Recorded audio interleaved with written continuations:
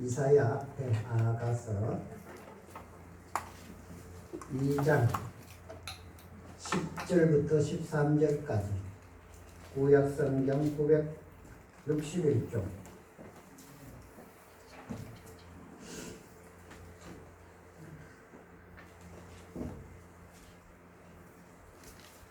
전도서 다음에 나아가서 2장 10절부터 13절까지 다 찾으신 줄 믿고 제가 봉독해 올리겠습니다. 나의 사랑하는 자가 내게 말하여 이르기를 나의 사랑 내 어여쁜 자야 일어나서 함께 가자.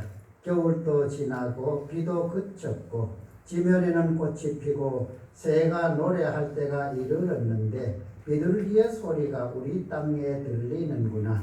무화과 나무는 푸른 열매가 익었고 포도나무는 꽃을 피워 향기를 토하는구나. 나의 사랑 나의 어여쁜 자야 일어나서 함께 가자. 아멘.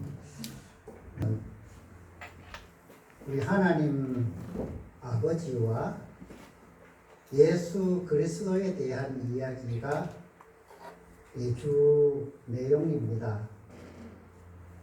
그래서 하나님이 우리를 사랑하시는 사랑, 그리고 또 우리를 죄에서 구원해 주시려고 이 땅에 인간의 몸을 입고 보내심을 받아 하나님의 뜻을 이룬 예수님의 그 사랑을 기록한 것이 바로 신구약 성경이지요. 그런데 신구약 성경 66권 중에 오직 한 권의 책에만 하나님이라는 표현과 여호와라는 표현과 주님이라는 그런 표현이 없는 성경이 한 권 있습니다. 그것이 오늘 우리가 살펴보는 아가서입니다. 아가서는 솔로몬 왕이 술람미 여인과의 사실은 연애 편지예요. 정말 한 남자가 여인을 사랑하는 그 사랑의 편지가 어떻게 거룩한 하나님의 성경에 들어올 수 있었을까? 참 지금도 생각해봐도 이해가 되지 않는 그런 부분이라 할 수 있지만 이 솔로몬과 술람미 여인의 그 사랑의 교제 또 사랑의 편지가 얼마나 간절하며 그 사랑이 얼마나 애틋했는지를 이 성경을 통해서 하나님이 우리를 사랑하시는, 하나님께서 우리를 어떻게 사랑하고 계시는지를 보여주시는 책이기에 이 하나님이라는 말씀, 여호와라는 이 말씀이 한 마디도 없는 그 연애 편지가 정말 거룩한 이 성경 안에 들어와 있게 됩니다. 오늘 우리가 이 연애 편지를 한번 읽으면서 하나님과 우리가 정말 진정한 연인의 관계, 정말 하나님과 우리가 그 사랑하는 연인처럼 우리가 서로 사랑을 나눌 수 있는 그런 관계가 되기 위하여 어떻게 우리가 하나님께로 나아가야 할 것인지를 우리가 살펴보면서 오늘 하나님은 그렇게 우리에게 말씀합니다. 일어나서 함께 가자고. 일어나서 함께 가자 하는 이 말씀 속에서 하나님이 우리에게 주시는 은혜, 하나님이 우리에게 베푸신 그 사랑이 얼마나 놀라운지를 한번 생각해 보려고 합니다. 먼저 오늘 본문 10절에 보면 그렇게 말합니다. 나의 사랑하는 자가 내게 말하여 이르기를 나의 사랑 내 어여쁜 자야. 나의 사랑하는 자. 하나님께서 우리를 택하여 자녀 삼으신 것은 우리가 죄인이기에 하나님이 은혜 없이는 살 수 없기 때문에 택하여 부르신 적도 있지만 그러나 하나님은 우리를 사랑하셔서 우리를 택하여 주셨다는 것이지요. 오늘 솔로몬 왕이 술람미 여인을 표현하면서 나의 사랑, 나의 사모하는 자, 어여쁜 자라는 이 표현 속에서 하나님이 우리를 얼마나 사랑하고 계시는지를 우리는 한번 생각해 볼 수 있을 것입니다. 하나님께서 우리를 사랑하시는 그 사랑을 우리가 덧입었다. 우리는 그렇게 고백합니다. 그래서 하나님의 자녀 되었다고 우리는 늘 감사하면서 그렇게 살지만 하나님이 진정 우리와 함께 가기를 원하시는 그곳에 우리가 정말 힘써서 주와 함께 가고 있는가? 오늘 이 말씀을 통해서 우리가 한번 다시 새 힘 얻기를 바랍니다. 이런 말이 있습니다. 빨리 가려면 혼자 가고 멀리 가려면 함께 가라. 빨리 가고 싶은데 옆에 사람이 있으면 자꾸 말 걸고 이러면 그 걸음이 더뎌질 수밖에 없지요. 그래서 빨리 가고 싶은 것은 혼자 가야 돼요. 그런데 우리가 살아가는 하나님이 우리와 함께 가고 싶어 하는 그곳에는 빨리 갈 필요가 없습니다. 어떤 분이 그런 이야기를 합니다.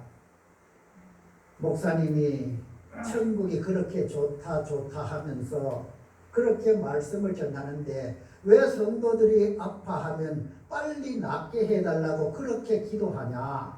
천국이 좋으면 빨리 천국 가시라고 그래야지. 급할 거 없습니다. 거기는 언젠가는 우리가 갈 곳이니까.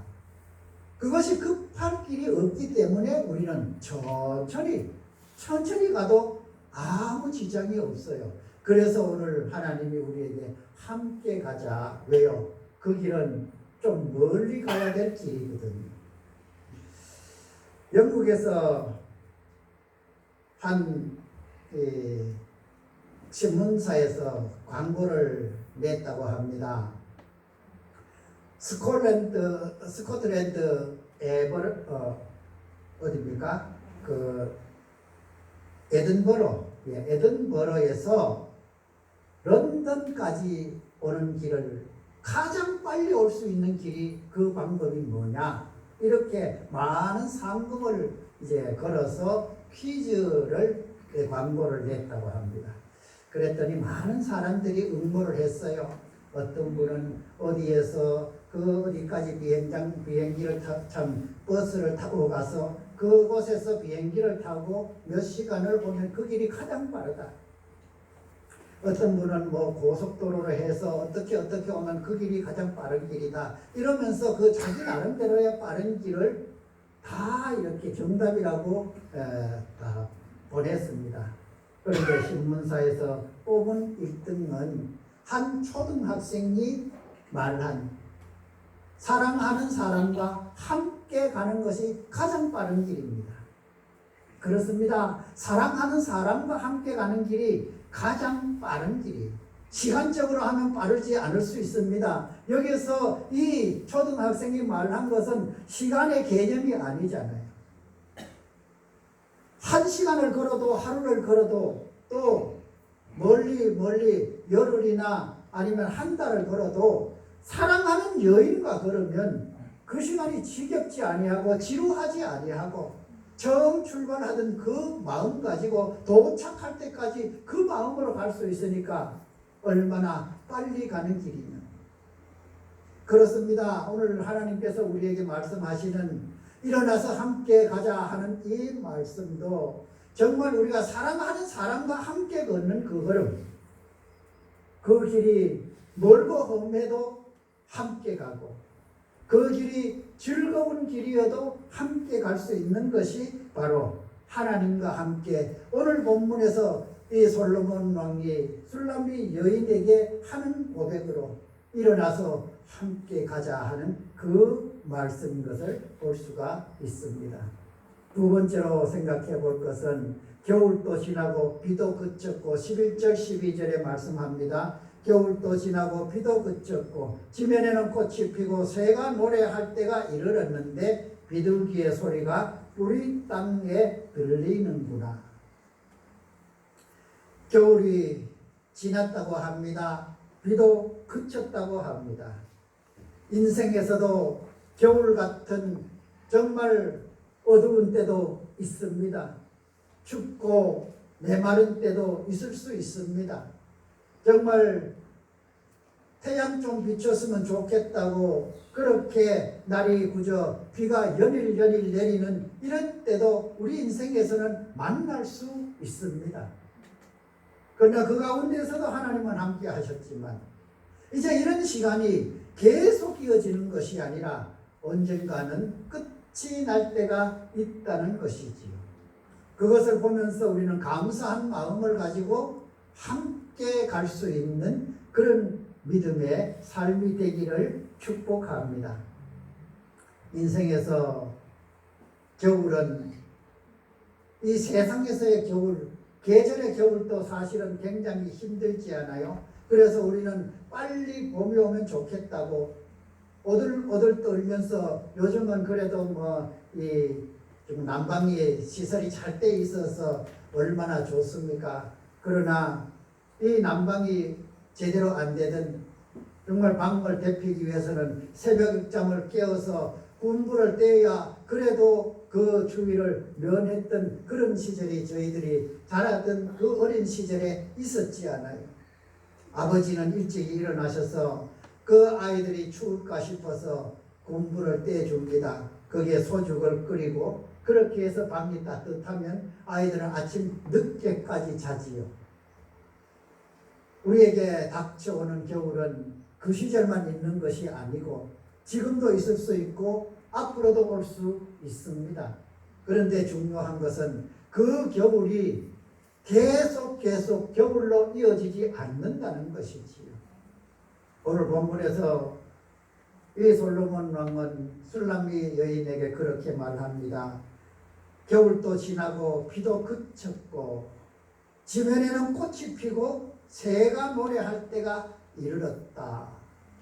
이제 모든 어려움은 이제 지나가고 하나님이 주시는 은혜의 삶으로 나아갈 수 있는 길이 열렸다 하는 것이지요. 세상을 살아가는 우리 성도들의 앞길이 늘 꽃길만 있을 수는 없지 않습니까? 그러나 하나님께서 이 어둡고 춥고 정말 캄캄한 것 같은 이 겨울과 정말 궂은 날씨 중에서도 하나님은 그 때를 속히 지나가게 하여 주시고 이제 우리에게 하나님의 그 사랑을 부어주심으로 그와 함께 갈 수 있는 그 길을 열어주실 줄 믿고 오늘도 하나님이 함께 가자 하시는 그 자리로 우리가 함께 나갈 수 있기를 원합니다. 마지막으로 하나님께서 우리와 함께 가자 하시는 이 곳이 어디인가? 사랑하는 이와 함께 가고 싶은 곳이 어디입니까? 이제 휴가철이 끝나갑니다. 삶의 자리에서 힘들고 지쳐서 이제 우리 좀 쉼을 얻자 이러면서 가족과 함께 찾아가는 곳들이 있잖아요. 어떤 이는 바닷가로, 어떤 이는 계곡으로 그렇게 찾아가서 쉼을 얻습니다. 하나님께서 우리에게 일어나서 함께 가자 하는 그곳이 우리가 잠깐 쉬는 그 휴양지하고 그렇게 견주어 볼 수 있겠습니까? 피서를 가고 그래서 돌아오는 그 차 안에서부터 벌써 짜증이 난다 하지 않아요? 집에 가서 밀린 일들, 부인들은 그 바닷가에서 모래 묻고 바닷물 젖어 있는 그 빨래할 걱정하게 되고 남편들은 밀려있는 일, 저거 뭐 어떻게 해야 되나, 며칠 만에 해야 되나 이런 걱정들 하다가 보면 힘이 다 달아나버리고 뭐가 쌓여요? 걱정이 쌓이기 시작하잖아요. 그런데 하나님이 함께 가자 하시는 그곳은 그런 염려와 근심과 걱정이 없는 곳이라고 성경은 우리에게 가르쳐 주고 있습니다.